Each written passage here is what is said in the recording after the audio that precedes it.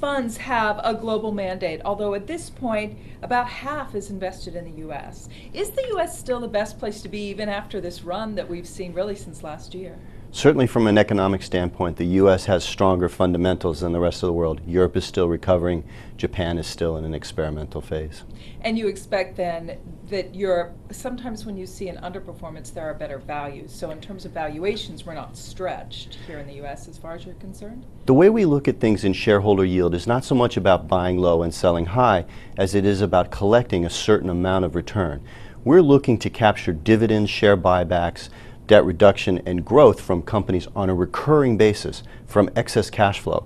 And we think that that allocation process, when managements do that in a way that creates long-term value for a company, the shareholders win. That's our objective. So sector-wise, you've got utilities, telecom, not surprising since you look at dividends. Staples also weigh out your top three holdings. Any plans to shift that mix at all going forward? One of the things about our portfolio is we would like to diversify the risk of getting what we seek.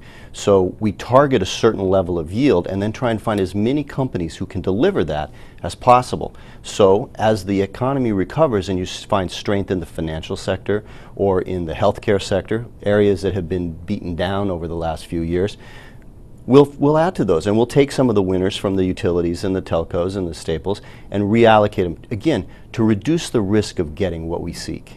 How about cyclicals? Because they've helped lead the market higher here. Last year, as an example, we added Dow Chemical to the portfolio. Again, because Dow Chemical has paid a dividend. They did trim it in 2008, but they've paid a consistent growing dividend since. They've reduced their debts. Management's laid out a very solid plan, and they're benefiting in a large way from the recovering U.S. economy.